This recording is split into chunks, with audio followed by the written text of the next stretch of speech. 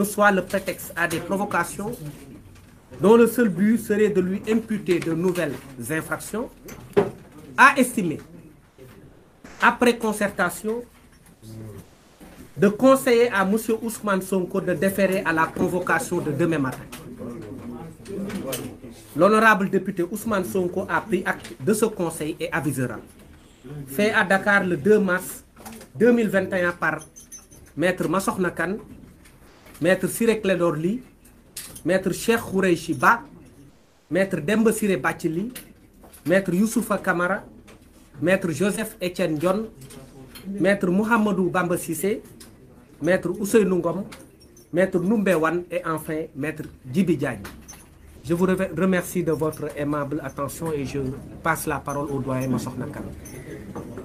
Je vais donner la parole à Maître Demba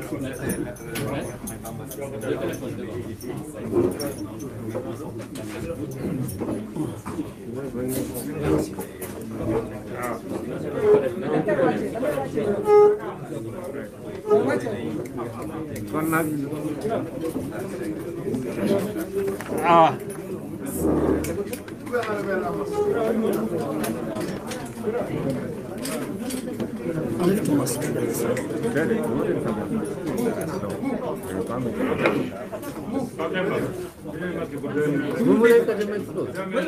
Non, ils vont m'entendre, ne vous en faites pas. Je vais parler fort. Assalamu alaikum mbooloo mi ñëpp. Ñu ngi leen di nuyu di leen sant seen teewaay fas yéene leen jébbal bataaxal bi nga xam ni kuréel gi ëmb avocat Ousmane Sonko yi fas nañ ko yeggee askan bi yëpp.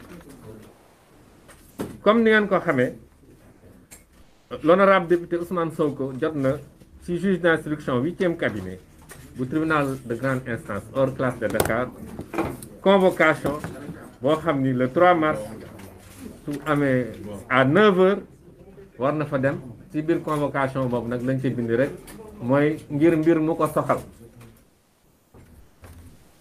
Kuréel gi ëmb avocat yi nag ñoom xam nañu ni que tuuma yu ñàkk fayda nañ ko tuuma yu amul benn solo.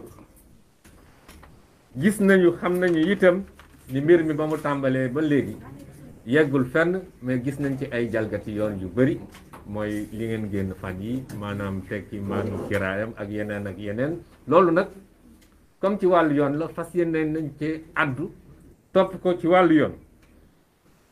waaye aussi ci li ñu soxal ragal nañ ni su fekkante damul uyu ji ñu lal foofu pexe wala prétexte boo xam ni dañuy def ay provocation yoo xam ni xëy na dañuy ut leneen loo xam ni nañ ko mën a teg ci kawam parce que li ñu teg ci kawam nii moom daanaka du dara. ba loolu tax na ba ñu diisoo waxtaan suñu biir digal nañ ko mu dem uyu ci woote boobu. Léegi nag déglu nañu wax nag ñun ci lu néew dina ci àddu loolu rek nañ bëggoon yeggee askan bi wasalaam. ñi nga xam ne nag ñoo ëmb kuréel gi yaa am na maître Massokhna Kane, maître Ciré Clédor Ly, maître Khoureyssi Ba, maître Demba Ciré Bathily, maître Youssoufa Camara, maître Joseph Étienne Dione, maître Mouhamadou Bamba Cissé, maître Ousseynou Ngom, maître Noumbé Wane ak maître Djibi Diagne wasalaam jërëjëf.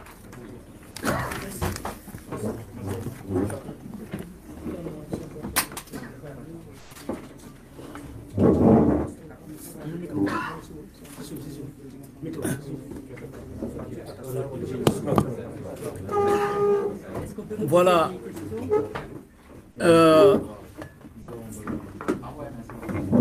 Il s'agit normalement d'une déclaration, d'un communiqué qui va vous être distribué, évidemment. Et peut-être que pour vraiment vous faire plaisir, on acceptera 2 ou 3 questions, mais qui concernent le communiqué. Si vous voulez bien, vous pouvez... D'accord, simplement savoir si, j'imagine que vous en avez discuté avec lui ces derniers jours, quel est son sentiment, sachant que là on a communiqué de Serine Abdounbaké qui dit qu'il aurait accepté effectivement de décoller à cette convocation prévue demain. Son sentiment, c'est lui qui pourra y répondre. Nous ne pouvons pas vous dire quels sont ses sentiments. Donc, vous aurez l'occasion certainement de lui poser la question.